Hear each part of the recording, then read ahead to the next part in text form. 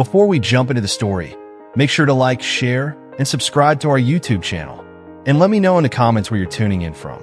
It was late afternoon, and I was alone in my bedroom, tidying up the space in preparation for the weekend. The soft light from the setting sun filtered through the curtains, casting long shadows across the floor. As I bent down to dust the back of the cabinet, I heard a faint creak behind me. My heart skipped a beat. I froze. The door, slightly ajar, had been silent up until now, and yet there he was standing in the doorway. Lucas. I turned slowly, my eyes widening in shock as I saw him standing there, leaning casually against the frame, his gaze fixed on the object in my hands. A toy. Not just any toy, but one that was far from innocent. It was large, brightly colored, and unmistakably personal. I had only pulled it out of the drawer moments ago, intending to clean behind the cabinet, not thinking for a second that I might be caught. It was a careless mistake, one I hadn't planned for. And the door, I'd locked it, or so I thought. Lucas, my 23-year-old stepson, wasn't supposed to be home yet. He worked at a local brewery and typically spent his evenings out with friends after his shifts, coming home late, usually well past dinner. But there he was, tall and lean, his dark hair falling into his amused blue eyes. His expression was a mixture of curiosity and amusement, but there was a flicker in his gaze that unsettled me more than I cared to admit. "What's that?" he asked, his voice light but carrying a hint of teasing, as though he already knew the answer and was merely waiting for me to crack. My stomach turned, my face burned with heat, and for a moment, I could do nothing but stare at him in stunned silence. How was I supposed to explain this? The object in my hands felt as if it weighed 1,000 pounds. The embarrassment was suffocating. I dropped it as if it had burned me, instinctively reaching for the nearest thing to shield myself from this awkward confrontation. A throw pillow from the bed. I clutched it to my chest, trying to regain some semblance of composure. "It's none of your business," I stammered, my voice tight and shaky, my throat constricting as if it were closing in on me. I tried to sound firm, to dismiss the situation as quickly as possible, but I knew it wasn't that simple. His eyes didn't leave me, his gaze sharp and penetrating, as though he could see right through me. Lucas didn't budge. Instead, he leaned against the doorframe, his arms casually crossed, his posture relaxed, far too relaxed for the moment. His curiosity seemed to grow, almost playful. The smirk on his lips deepened. "You know," he said, his tone shifting slightly, "you don't have to act so embarrassed. It's not like I haven't seen something like that before." His words hit me like a cold splash of water, and I could feel my face flush even deeper. What was he saying? My mind raced, my pulse quickening. The audacity of this kid. "No, man," standing there so nonchalantly, unaffected, while I was standing in front of him completely unraveling. I wanted to shrink away, to disappear into the floor, but I forced a laugh, desperate to ease the tension. "Lucas, seriously," I said, my voice trembling despite my attempt to sound confident. "Go mind your own business. You shouldn't even be in here." But he didn't leave. Instead, the air between us seemed to thicken. There was a long moment of silence. I could hear my heartbeat pounding in my ears as I held my breath. He wasn't looking at the pillow in my hands anymore. His eyes were on me, and it was different this time. His gaze wasn't playful or casual. It was heavy, lingering, far too intense.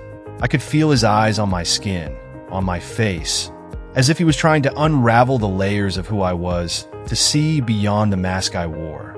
At that moment, something shifted. I couldn't pinpoint it exactly, but I felt a strange warmth deep in my chest. And then, almost immediately, a sharp pang of guilt. This was wrong. Everything about this felt wrong. I was his stepmother. His stepmother. For God's sake, I was married to his father. I shook my head, desperate to regain control of the situation, to push the strange feelings aside. I broke the silence, my voice quieter this time, pleading. "Please, Lucas, just go." He stared at me for a long beat, his gaze still heavy, studying me in a way that made my skin crawl and my heart race. Then, with a slight shrug, he lifted his hands in mock surrender, his smirk softening. All right, he said with a casual chuckle, as if this was all just some silly game. But as he turned to leave, he shot me one last look. one that seemed to sear itself into my mind. It wasn't just curiosity anymore. There was something else there, something I couldn't quite name, but it left my thoughts spinning. As the door clicked shut behind him, I let out a shaky breath, the pillow still clutched tightly to my chest. My heart was pounding in my ears, and I couldn't shake the feeling that something had irrevocably changed between us. The air in the room felt different now, heavier somehow, as if an invisible barrier had been shattered. No matter how hard I tried to push the thought away, I knew, deep down, that I would never see Lucas the same way again. The rest of the evening was a blur of activity that I couldn't focus on. I tried to immerse myself in the routine, cooking dinner, folding laundry, even sitting next to Michael on the couch as he watched his usual westerns on TV. But my mind kept wandering back to Lucas, to his face, to the teasing tone, to the way his eyes had never left mine. My body was present, but my thoughts were elsewhere. Michael didn't notice, of course. He never did. He was too absorbed in his world and content with his hobbies, gardening, woodworking, and crossword puzzles. Ever since his retirement, he'd become increasingly wrapped up in his quiet routines, and I didn't resent him for it. It would have been too easy to blame him. But there were moments, like tonight, when I felt more like a caretaker than a wife. It was as if I was simply someone to keep the house running, to take care of the details while he enjoyed his peace. At one point, I glanced down the hall, almost involuntarily. I saw Lucas's shadow moving in his room, the faint sound of music filtering through the closed door, a low bass line that pulsed with energy. It was the only sound in the otherwise still house. My heart skipped a beat. For no reason I could justify, my mind began to race again, and I quickly turned my attention back to Michael, who was snoring softly in his recliner, the TV still droning on in the background. I thought about waking him, but what would be the point? He wouldn't understand. Not tonight. Not after what had happened. Instead of staying put, I stood up and wandered into the kitchen, relieved to find a moment of solitude away from the heavy thoughts swirling in my mind. The familiar sounds of the house, the creak of the floorboards, the soft hum of the refrigerator, helped ground me, and I took a deep breath, trying to push the unsettling feelings from my chest. But I wasn't alone for long. From the corner of my eye, I saw Lucas walking in, his bare feet making a little noise on the hardwood floor. His presence, as usual, was impossible to ignore. He wore a faded t-shirt and loose sweatpants, his dark hair tousled in that way that suggested he had just run his hands through it, the messy look somehow only adding to his effortless charm. "Hey," he greeted casually, opening the fridge and grabbing a bottle of water, his voice low but easy. "You're up late. I could say the same about you," I replied, trying to keep my tone light, hoping to deflect some of the heaviness from the previous night. He smiled, leaning back against the counter, his posture relaxed but with an edge of something I couldn't quite place. "Just unwinding, he said, twisting the cap off the bottle. "It's not easy being under this roof sometimes." The words hit me harder than I expected, and I paused, my hands frozen on the countertop as I processed his comment. There was something in his tone, a vulnerability that wasn't typical of him. "What do you mean?" I asked, trying to keep my voice neutral, though I could feel my curiosity peaking. He shrugged, but his expression shifted, a flicker of something serious replacing the casual ease. "It's nothing. Just living here again, I guess. I feel like I don't fit anymore." His words hung in the air, a weight that seemed to settle between us. I softened, instinctively wanting to ease his discomfort, to offer some reassurance. "It's just temporary, Lucas," I said gently, trying to offer him some comfort. "You'll figure things out. You're smart and capable. You'll land on your feet. I know you will." He met my gaze, his eyes softening for a moment, and then he gave me a quiet nod. "Thanks, Emma," he said, his voice quieter now, more sincere. "I appreciate that. If you're still tuned into this video and find the story inspiring, drop a 1 in the comments to let me know you're still with me." For a moment, we stood there in silence, the air in the kitchen feeling heavier, somehow as if the space between us had closed without either of us moving. His eyes lingered on mine, and that same flicker of warmth I'd felt earlier surged again, unbidden. I felt it deep in my chest, like a quiet pulse I couldn't control. I quickly cleared my throat, feeling the weight of the moment. Desperate to break whatever spell was beginning to form, I busied myself by wiping down the counter, my hand moving more quickly than necessary. But Lucas wasn't finished. "About earlier," he began again, his tone shifting back to playful, but there was an underlying current to his words, a subtle challenge that made my stomach tighten. "You don't have to be embarrassed, you know. I mean, we're all human, right?" My hand froze mid-wipe, and I turned toward him, my heart skipping a beat. I couldn't let him push me into this conversation again. Not now. Not when everything felt so fragile. "Lucas," I said, my voice firm but betraying a hint of uncertainty. "Let's not talk about that, okay? It was an accident, and it's not worth bringing up again." He raised his hands in mock surrender, his smile still teasing, but there was something about it, something about the way his eyes twinkled, that made my insides flip. "Okay," he said, finally conceding, but his smile didn't fade. He walked past me then, close enough that I caught the faintest whiff of his cologne, fresh and woodsy, like the outdoors. And for a moment, I was frozen in place. I didn't turn around, but I could feel his presence lingering in the space behind me, his energy still hanging in the air. Then, just as quickly, he was gone, leaving me standing there, my heart racing, unsure of what had just transpired. That night, as I lay in bed next to Michael, the steady rhythm of his breathing beside me did little to soothe my troubled mind. What was happening to me? To us? To this house? I had always been so good at maintaining clear boundaries, at keeping lines firmly drawn where they needed to be. But Lucas had a way of bending those lines, of testing their limits, even when he wasn't trying to. And what terrified me more than anything was that I wasn't sure I wanted him to stop. The very thought made my stomach churn with guilt, but the pull was undeniable. The next morning, I tried to return to normal, to act as though everything was fine. I prepared breakfast like I always did, scrambled eggs and toast for Michael, and a smoothie for myself. The routine was supposed to feel comforting and familiar. But even in the mundane tasks, something had shifted. Lucas was the last to come into the kitchen. As he usually was, his hair still damp from a shower, the faint scent of shampoo clinging to him. He greeted Michael with a casual morning, and then turned to me, offering a warm smile that seemed to reach deeper than it should have. My pulse quickened, and I felt a flicker of something unfamiliar in my chest. We sat down at the table, the clinking of silverware and the occasional snippets of conversation filling the quiet space. But beneath it all, I could feel the tension, thin and almost imperceptible, yet ever-present. Every time his hand brushed mine as we passed the salt or refilled the coffee, it felt deliberate. It wasn't an accident. I could sense it. I caught him watching me more than once, his gaze steady, unreadable, like he was observing me in a way that made my skin crawl and tingle at the same time. Michael, of course, didn't notice any of it. He never did. He was too absorbed in his newspaper, his mind elsewhere as always. Ever since his retirement, he had become more and more withdrawn into his routines, gardening, woodworking, and crossword puzzles. He was content, and I didn't resent him for it. I couldn't. But sometimes, like now, I felt like I was living in a shadow of a life I used to know, more of a caretaker than a partner. After breakfast, to my surprise, Lucas offered to help clean up. Normally, he would have disappeared into his room or gone out with friends, but today he lingered.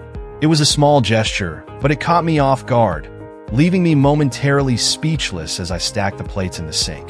"You don't have to," I said, trying to brush it off, my voice coming out softer than I meant. But Lucas simply shrugged, his smile more genuine now. "I don't mind. Let me help." His words were light, but there was something in his eyes, something I couldn't name, that made my stomach twist. I didn't know what was happening between us, but it felt like the ground beneath me was slowly shifting. And no matter how hard I tried to stay grounded, I couldn't ignore the fact that I was standing on unstable ground. He replied quietly, already grabbing a dish rag. We fell into an uneasy rhythm, working side by side in silence. But the space between us felt heavier than it should have. It was as if the air itself had thickened, charged with an energy I couldn't name. At one point, we both reached for the same glass. Our hands collided, and for a brief, heart-stopping moment, neither of us pulled away. The touch lingered, as if the act of contact itself was more than an accident. "You're different," he said softly, his voice barely above a whisper. I paused, unsure how to respond, my throat suddenly dry. "What do you mean?" I asked, trying to sound casual, though my pulse had already quickened. He hesitated, his eyes locking onto mine with an intensity one wasn't prepared for. "I don't know. You don't act like other women your age." His words caught me off guard, and I let out a nervous laugh, stepping back a little to create some physical distance between us, hoping it would help create emotional distance too. "Well, that's flattering, I suppose," I said, trying to keep my tone light, but my voice felt thin, fragile under the weight of his gaze. But Lucas wasn't done. His expression softened, and the teasing edge from before was gone. He was serious now, searching for something in my eyes, as if trying to convey more than just a passing compliment. "It's not just that," he continued, his voice quieter now. "You're real. You listen. You see people." His words hit harder than I expected, stirring something deep inside of me. I didn't know what to say in response, so I turned back to the sink, my hands gripping the dish sponge tightly, hoping the simple motion would steady my heart. But even as I scrubbed, I could feel his presence behind me, close enough that it almost felt like he was inside my thoughts, like the air between us had taken on a new texture. I hated how much I wanted him to stay right there, to continue whatever this was that was slowly unraveling. Before I could gather my thoughts or make a move, Michael's voice called from the living room, his tone laced with the familiar impatience that always followed his crossword puzzles going missing. "Emma, where's my crossword book?" The moment shattered.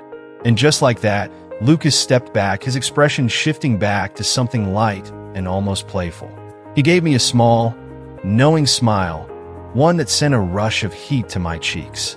If you're still tuned into this video and find the story inspiring, drop a 2 in the comments to let me know you're still with me.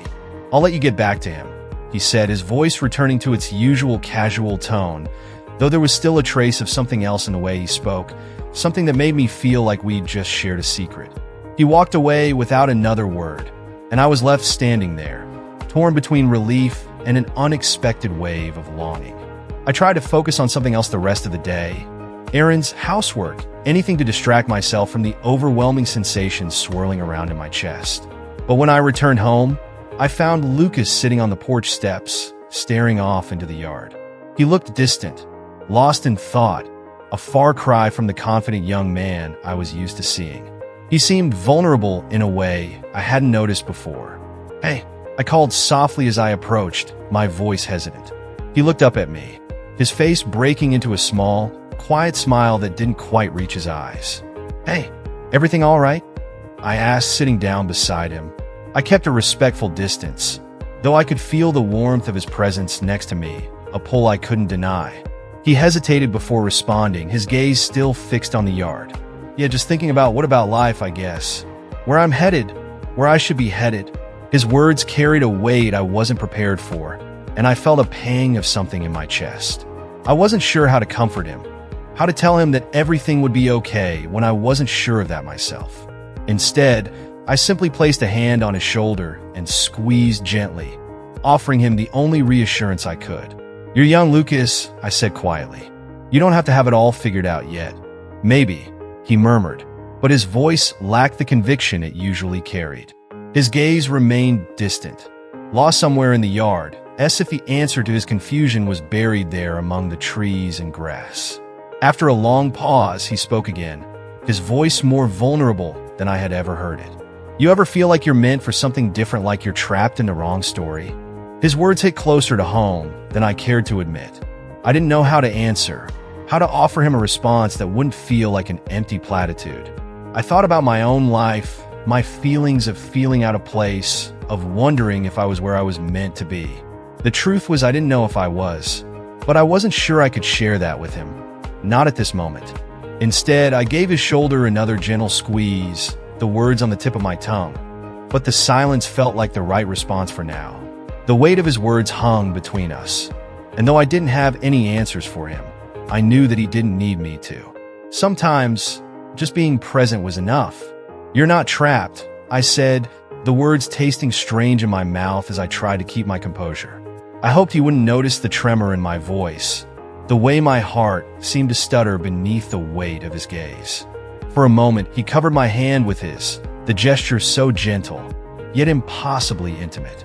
I felt a jolt of warmth spread through me and a rush of something I couldn't name. I pulled away quickly, too quickly, but the damage was done.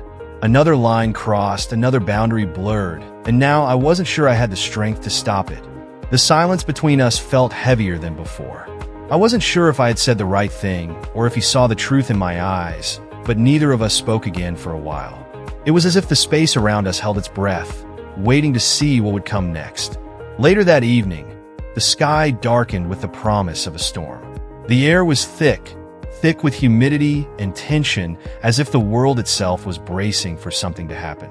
Michael had gone to bed early, muttering something about an aching shoulder. I'd settled in the living room, a book in hand, but my mind was elsewhere, restless. I couldn't focus. The storm outside mirrored the storm inside me. Something unpredictable, something dangerous that I was trying to ignore, but failing. I could hear Lucas in the kitchen, the fridge door opening and closing with soft thuds, the faint clink of glass as he poured himself a drink. A few minutes later, he appeared in the doorway of the living room, holding 2 glasses. "Whiskey?" he asked, his eyebrow arched in that familiar, teasing way that always made my pulse pick up. I blinked, taken off guard. "I don't usually drink this late," I said, but even as the words left my mouth, I knew I wasn't entirely against the idea. "Well, maybe tonight's an exception," he said, a smirk tugging at the corner of his lips, and handed me a glass before I could protest. The glass was cool to the touch, and I hesitated for a second, then took it. Lucas sank into the armchair across from me, stretching his legs out casually. The lamp beside me cast a warm glow across his face, throwing the sharp angles of his jaw into relief, and the faint shadow of stubble on his chin made him seem somehow more grown-up, more untouchable. For a fleeting moment, I felt like I was looking at someone entirely new, someone who wasn't just Michael's son. "What are you reading?" he asked, nodding toward the book in my lap. "Just something light," I said, holding it up briefly as if it might make a difference. "Nothing exciting." He smirked. "I find that hard to believe." I laughed softly, taking a sip of the whiskey. It burned, but the sensation was a welcome distraction from the tension hanging in the air. I was trying to convince myself it was just the alcohol, but deep down, I knew it was more than that.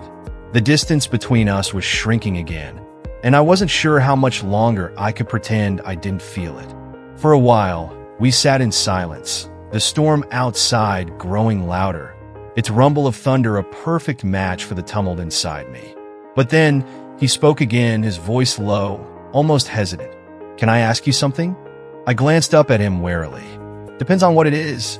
He swirled the liquid in his glass, his eyes focused on the amber liquid, as if he were trying to gather the right words. "Do you ever feel stuck?" The question caught me off guard. It was eerily similar to the one he'd asked earlier on the porch, but now there was something different about it, something heavier, something more personal. It felt like an invitation, a door opening to something neither of us was prepared for. "Sometimes," I admitted, my voice quieter than I intended. It sounded almost like a confession, and I hated how vulnerable I felt at that moment. Lucas looked up at me then, his gaze meeting mine with an intensity one hadn't expected.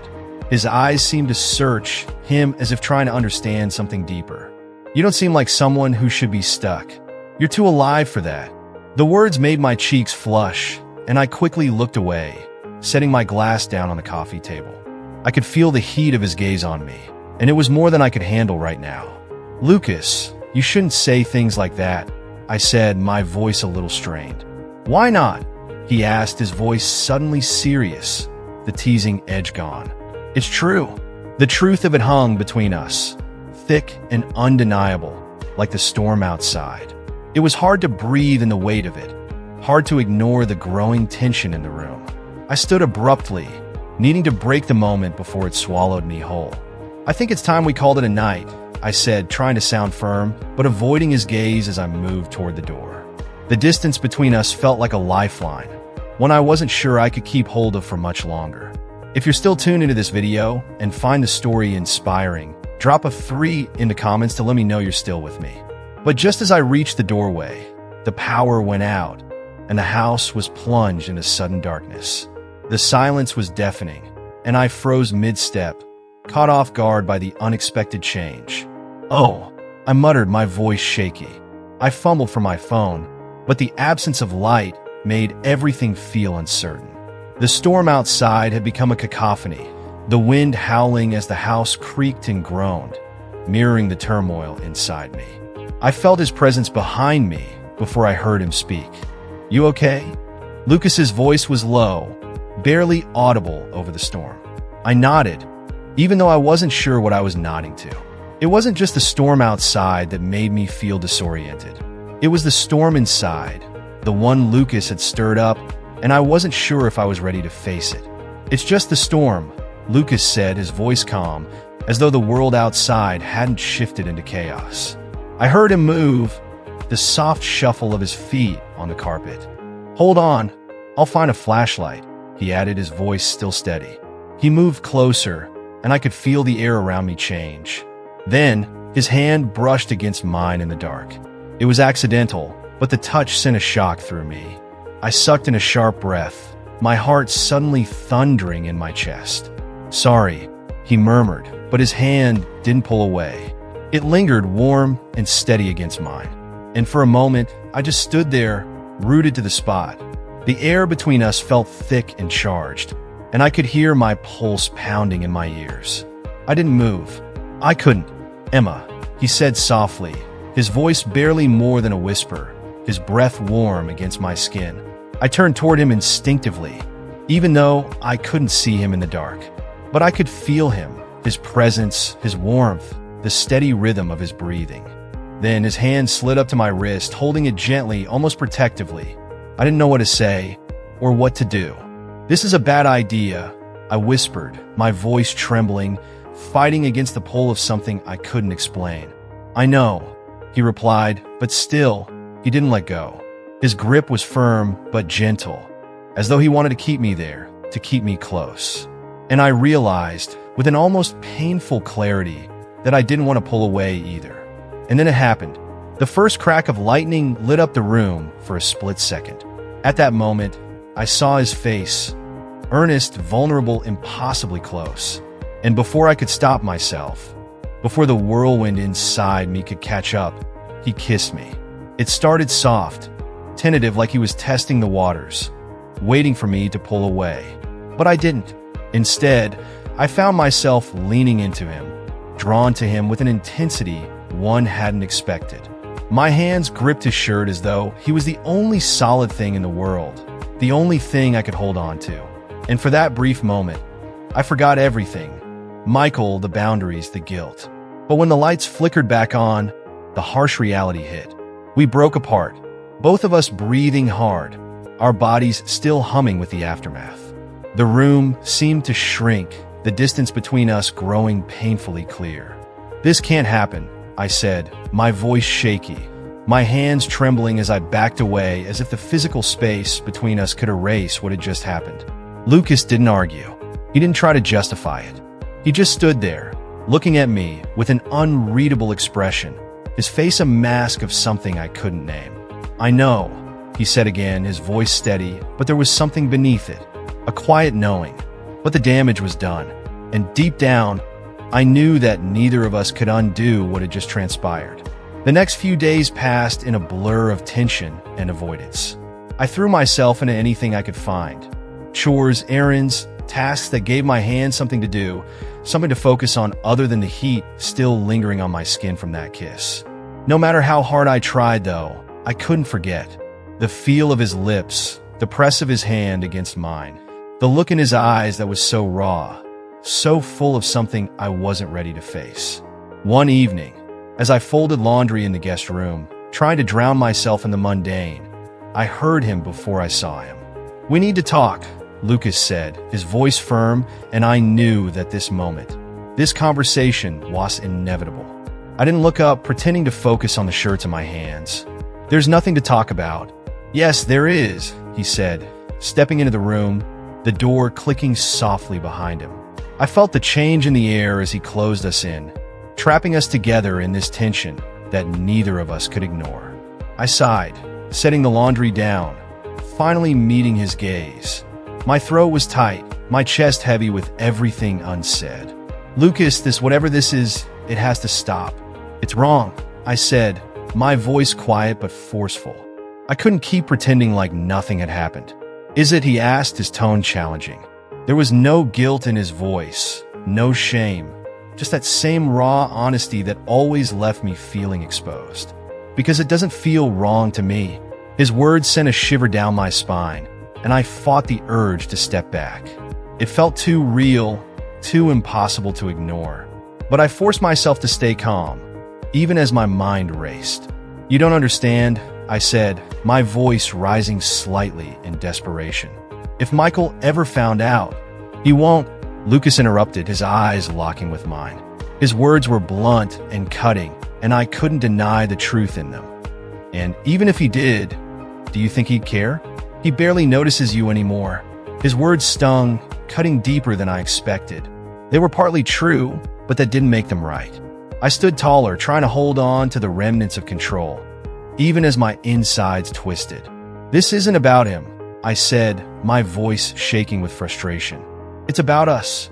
About the fact that whatever this is, it can't happen. It's not just wrong, it's impossible." Lucas's eyes softened, just a fraction, but he didn't look away. And in that moment, I saw the struggle in him too. It wasn't just me trying to hold the line anymore. It was both of us, caught in something we couldn't deny, but weren't sure how to handle. And I wondered, for a fleeting moment, if either of us had the strength to walk away. Lucas took a step closer, his eyes locked onto mine with an intensity that left no room for escape. "Why? Because you're afraid of what people might think? Because you're afraid of what you might think." I opened my mouth to respond, but the words got stuck in my throat. How could I explain the weight of everything I was feeling? The guilt, the fear, the undeniable pull toward him that made everything else seem insignificant. He saw right through me, and it terrified me. "Emma," he continued, his voice softer now, almost pleading, "I'm not trying to make this harder for you, but I can't pretend I don't feel something for you, and I don't think you can either." I felt the tears prick at the corners of my eyes, a wave of emotion I couldn't keep back. I quickly turned away, my heart constricting in my chest. "You don't understand," I whispered, barely able to get the words out. "Then explain it to me," he said, his tone gentle but insistent. But I couldn't. I couldn't explain what was happening inside me. It was a storm of emotions I couldn't control, a war between what I wanted and what I knew I had to do. The guilt gnawed at me, but so did the longing. I shook my head, unable to speak, and pushed past him, leaving the room without another word. If you're still tuned into this video and find the story inspiring, drop a 4 in the comments to let me know you're still with me. That night, sleep evaded me. I lay in bed, staring at the ceiling, the soft hum of Michael's breathing beside me doing little to calm the chaos inside. My mind spun in endless circles, tangled in thoughts I couldn't untangle. At some point, I slipped out of bed and padded down the hallway to the kitchen, hoping a glass of water would soothe me. But as I stepped into the hallway, I froze. Lucas's door was open, and he was standing in the doorway, his posture casual but his eyes too intense, as if he had been waiting for me. "Can't sleep?" he asked, his voice low, almost a whisper. I shook my head, unable to find the words. For a long moment, we just stood there, locked in a silent stare. The air between us was thick, charged with everything we hadn't said, everything we were both trying to ignore. Finally, without thinking, I turned and walked back to my room, closing the door behind me. But even as I lay back down, I knew it wasn't over. This wasn't something that could just be wished away. Whatever this was between us, however impossible and dangerous, it wasn't going anywhere. And a small part of me wasn't sure I wanted it to. The next time it happened, there was no storm to blame, no flickering light to hide behind. This time, it was deliberate, inevitable. It started in the laundry room, of all places. The hum of the dryer and the rhythmic folding of warm towels should have been enough to quiet my mind, but it wasn't. The house was quiet, too quiet. Michael had gone to a friend's house to watch a game, and for the first time in days, I thought I might have the place to myself. Then, I heard the soft creak of the floorboards behind me. "You're always working," Lucas's voice came, light and teasing, but there was something in it that made my heart skip. I didn't turn around. "Someone has to," I replied, trying to keep my voice neutral, but it faltered slightly. I could feel him, like a shadow in the room, his presence heavy in the air. He chuckled softly. "Fair enough, but don't you ever get tired of it?" "Tired of what?" "Taking care of everything. Taking care of everyone? When's the last time someone took care of you?" His words cut through me like a knife. I stiffened, clutching the towel against my chest, as if it could shield me from the truth he was forced into the open. My voice wavered as I spoke. "Lucas, I don't think this is a conversation we should be having." "Why not?" he asked, leaning casually against the door frame, his eyes narrowing slightly. He was so at ease, so unbothered on the outside, but I could see the tension in his body, the way he was coiled, waiting for something. Waiting for me. Someone has to say it, right? Why keep pretending? "Because," I said, my voice faltering as I took a step back. "It's not appropriate." "Appropriate," he repeated, almost as if the word tasted foreign to him. "That's not the same as honest, though, is it?" The room felt smaller with each passing second, the distance between us narrowing as the silence grew heavier. The towel in my hands suddenly felt too much, too little to hide behind, too much of a reminder of everything I was trying to keep buried. "I'm not trying to make this harder for you," Lucas said, his voice quiet but firm, the words almost like a promise. "But I can't just keep pretending either." I wanted to argue, to say something, but the words wouldn't come. Instead, I just stood there, feeling the weight of his gaze on me. And for the first time in what felt like forever, I let myself truly feel the pull between us. The undeniable connection, the danger, and the temptation. Bethany didn't seem convinced. She tilted her head slightly, narrowing her eyes as if she were trying to read the truth behind my smile. "You've always been such a good hostess, Emma," she said slowly, her voice dripping with the kind of honeyed sweetness that made me want to squirm. "But lately you've seemed different, a little distracted. You sure everything's okay at home?" I felt my heart race, panic creeping up my spine. "Everything's fine," I said, perhaps a little too quickly. I could feel my palms sweating, and I wiped them on the side of my apron, trying to calm myself. Bethany's lips curved into a small, knowing smile. "Of course, everything's fine," she said, her voice light, but with an undercurrent of something sharper. "I'm just saying, it wouldn't hurt to make sure you're taking care of yourself too, Emma. You know, sometimes it's easy to forget yourself when you're busy taking care of everyone else." Her words felt like daggers wrapped in velvet, and I couldn't decide if she was genuinely concerned or if she was playing some game I wasn't prepared for. Either way, the sensation of being caught in the act was suffocating. "I'm fine," I repeated, more firmly this time, though my voice still trembled slightly. Bethany didn't respond immediately. She just stared at me, studying me as though she were piecing together a puzzle. I could see the cogs turning behind her eyes, and I knew she wasn't going to let it go. But before she could press any further, the sound of footsteps approaching the kitchen door caused both of us to snap our heads in its direction. Michael. He was home earlier than expected. "Hey, honey, you need any help?" His voice was warm, and for a brief second, it grounded me. I glanced at him, grateful for the distraction, even though my mind was still spinning. Bethany didn't miss a beat. She offered Michael a smile that was both friendly and knowing, and then turned back to me. "Well, I'll let you get back to it, Emma," she said, her tone light, but with that edge still there, like she knew something. "I'll talk to you soon." I didn't say anything more as she walked out of the room, leaving me standing there, a strange sense of dread settling over me. Michael glanced at me, his brow furrowing slightly as he sensed the tension in the air, but he didn't push. He just smiled, a warm, unaware smile that made the guilt hit me even harder. "Everything okay?" he asked, stepping closer. I nodded quickly, even though my heart wasn't in it. "Yeah, everything's fine," I said, my voice sounding so hollow to my own that I almost couldn't believe it. "Just a long night." He leaned in to kiss my cheek, and I allowed it, though every part of me was screaming at me to stop, to pull away, to say something, anything. But I didn't. I stood there, silent, feeling like a stranger in my own life. That night, after Michael had gone to bed, I lay awake, staring at the ceiling again. Lucas's words echoed in my mind, every one of them cutting through the haze of guilt and confusion. You deserve to be happy. You deserve to be with someone who sees you. But the more I thought about it, the more I realized how dangerous those words were. If I listened to them, if I let myself believe them, I knew I would lose everything. Michael, our life, my sense of who I was, it would all crumble. And yet, there was another part of me that couldn't ignore the truth behind those words. What was the point of doing all of this if I felt unseen and heard, even when I was standing right in front of everyone? I could feel the walls I'd built around myself starting to crack, and I wasn't sure how much longer I could hold them up.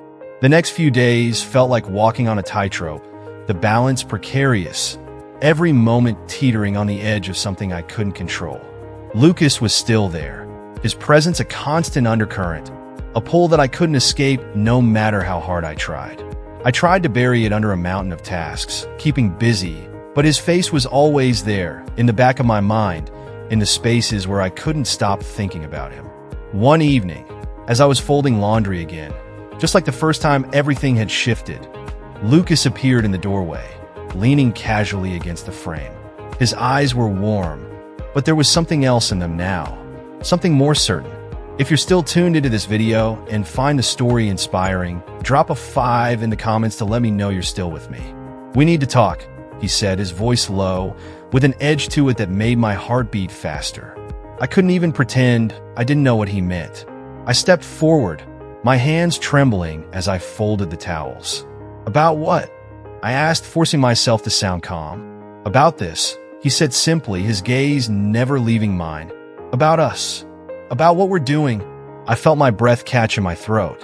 I knew where this was going, and I couldn't let it happen. Not like this. Not with everything at stake. Lucas, I said, taking a deep breath, trying to steady myself. I can't keep doing this. It's too risky. It's too dangerous. And it's not fair to Michael. He didn't react immediately. Instead, he took a step toward me, his gaze softening as he reached out and gently touched my arm. What's not fair, Emma? Do you think it's fair to live a life where you're invisible to the one person you thought you could trust? To keep giving everything and getting nothing in return?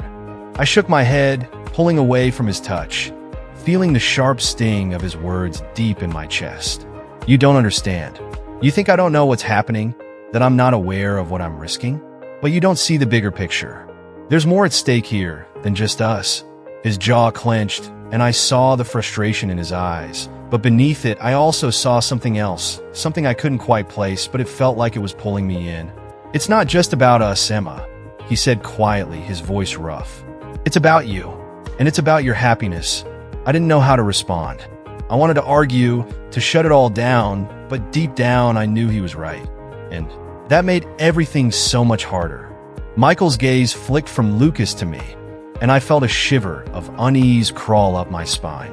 The tension in the room was palpable, a thick, suffocating silence that seemed to stretch on forever. You two have been spending a lot of time together, Michael said, his voice low but deliberate. It wasn't an accusation, not yet, but the weight of his words felt like a warning. I swallowed hard, my throat dry, and tried to keep my expression neutral. We've just been helping each other out, Lucas said smoothly, his voice the picture of calm. But there was something in his eyes, something sharp, that told me he knew this conversation was far from over. Helping each other out? Michael echoed, stepping closer. His gaze turned to me, searching for any sign, any flicker of guilt that might betray me. Is that what you call it? The words hit me like a punch to the gut. I opened my mouth to speak, but nothing came out. I couldn't lie to him. Not now. Not with everything hanging in the balance. Michael was looking at me like he could see straight through the facade, and it felt like the walls I'd spent months carefully constructing were crumbling in front of me. Michael, it's not what you think, I said, my voice shaking despite my best efforts to steady it. We're just what, Emma? His voice was cold now, an edge creeping into his tone that made my heart race. Because the way I see it, there's something more going on here. Something you've been hiding, I could feel Lucas tense beside me, his body rigid with the same unease that I was battling. His eyes darted to mine for just a second, a silent plea for me to say something. But what could I say? What was there left to say when everything was already slipping through my fingers? "I think you should leave," Michael said suddenly, his words cutting through the air like a knife. "Both of you. Now." I flinched at the finality in his voice, the command that seemed to leave no room for argument. I couldn't breathe. This wasn't how it was supposed to go. Not like this. "Michael, please," I started, but my words were swallowed by the force of his glare. "Don't," he snapped, his jaw clenched so tightly I could hear his teeth grinding. "Just don't." I could feel the weight of his disappointment like a physical force pressing down on me. He turned away, his footsteps heavy as he stormed off into the bedroom. I stood there, frozen, unable to move, my heart thundering in my chest. Lucas didn't speak for a long time, his presence beside me almost too much to bear. Finally, he spoke, his voice barely a whisper. "I'll go." I nodded, unable to find any words. The silence between us felt unbearable. The storm I'd feared was here, and there was no escaping it. Lucas stepped toward the door, his movements slow, measured. He stopped just before he reached it, turning back to face me. His eyes were softer now, filled with something that looked like regret, but also determination. "I never wanted to hurt you, Emma," he said, his voice thick. "But I can't pretend I don't feel this. And if you ever decide, if you ever need me, I'll be here." I didn't respond. What could I say? Instead, I just watched as he left, the door clicking shut behind him with a finality that made my heart drop into my stomach. I stood there for a long time after that, staring at the space where Lucas had been, unable to move, unable to think. Michael's words kept echoing in my mind, each one laced with anger, pain, and betrayal. But there was another part of me, one I couldn't ignore, that ached with the loss of something that had felt too real to just let go of. I didn't know what came next. I didn't know how to fix this, or if it could even be fixed. But one thing was clear. The storm wasn't just beginning.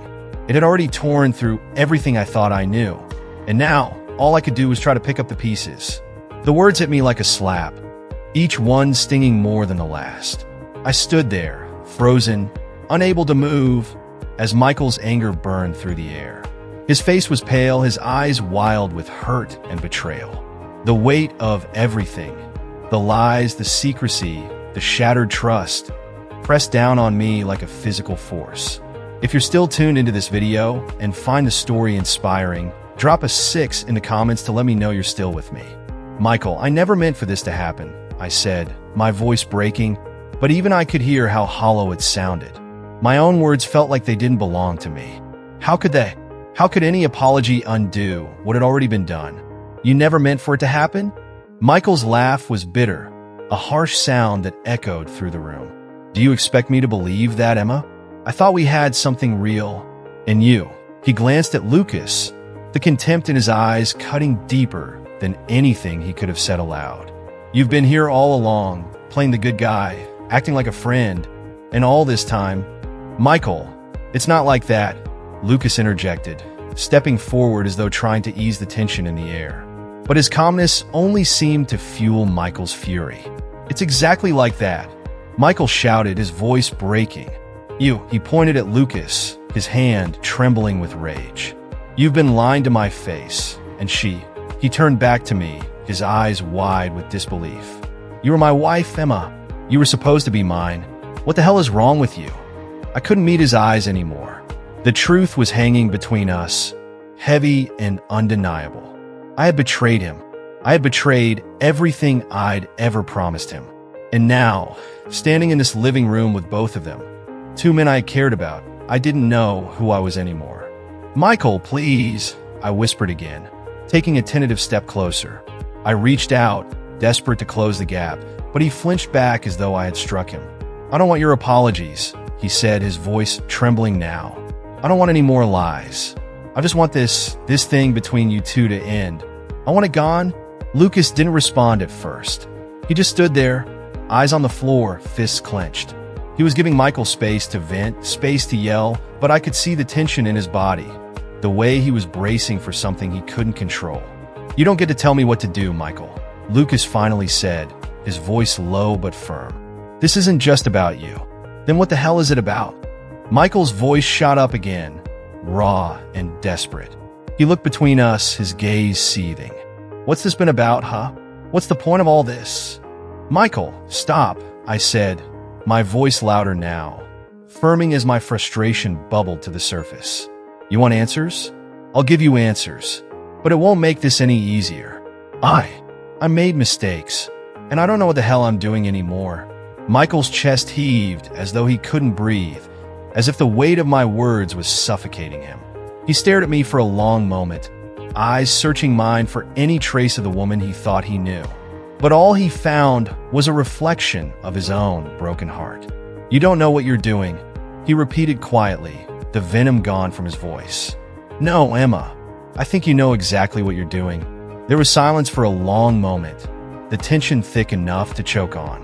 I couldn't look at Lucas. I couldn't look at Michael. I just stood there, feeling the world closing in around me, feeling like I was losing everything that mattered. "You need to leave," Michael said, his voice steady now, but the emotion underneath was unmistakable. "Both of you?" I couldn't argue. I didn't have the strength. It was over. Lucas, who had been so silent throughout Michael's eruption, now turned toward the door. He didn't look at me, didn't say a word. He just walked out, and I couldn't stop him. I couldn't bring myself to. When the door clicked shut behind him, I stood alone in the middle of the room. Michael hadn't moved. He was staring at the floor, his hands fisted at his sides, his body trembling with the force of everything unsaid. "I didn't want this," I said, my voice breaking. "I never wanted to hurt you." Michael didn't respond. He didn't even look at me. He just stood there, his back rigid, his shoulders hunched in defeat. And I realized then that no amount of words would ever fix this. I had lost him, and I wasn't sure I could ever get him back. The silence between Michael and me stretched out like a vast chasm, one that seemed impossible to cross. His coldness was suffocating, and each passing day felt like a slow death. Every time I tried to speak, he either ignored me or gave me a curt, biting response. The house felt like a prison, empty, hollow, and haunted by the weight of what had happened. I missed Lucas more than I cared to admit, but I couldn't allow myself to feel it. Not in front of Michael. I couldn't betray him further. But every time I closed my eyes, I saw Lucas's face, his soft, understanding eyes, the warmth in his voice when he said, "This isn't over." But the cruel truth gnawed at me. It felt over. The house felt like a ticking time bomb, a powder keg waiting to explode. Michael's anger was simmering beneath the surface, and every day it felt like he was one step closer to losing control. I could feel his resentment building in the small things. The way he avoided looking at me, the way he snapped at me over the smallest inconveniences. It was as if every inch of space between us was filled with accusations, things unsaid, emotions too big to express. Then, one night, after I had finished washing the dishes and was tidying up the kitchen, Michael finally spoke. "Are you really that sorry, Emma?" His voice was rough, but there was a tremor in it that I hadn't heard before. I turned around slowly, my heart hammering in my chest. "What do you mean?" I asked, my voice barely more than a whisper. He stared at me for a long moment, as if trying to read me, trying to figure out if I was sorry, or if I was just saying what needed to be said to make the storm pass. "Are you sorry for what you did? Or are you sorry that you got caught?" His words were sharp, cutting through the air like a knife. I flinched, but I knew he had a point. I'd hurt him, yes, but had I hurt him because I was sorry, or because the truth had finally been dragged out into the light? I didn't know anymore. "I'm sorry," I said again, more softly this time, "but I don't know what else to say. I can't take back what happened, Michael. I can't fix it." He shook his head, looking exhausted, as though the anger was finally draining from him, replaced by something darker, more resigned. "I don't know if I want you to fix it," he said, his voice hollow, "because I don't think anything can fix this. I don't think you even understand how deep this cuts. You didn't just betray me, Emma. You betrayed us. Everything we built, everything we were." His words hit harder than anything else.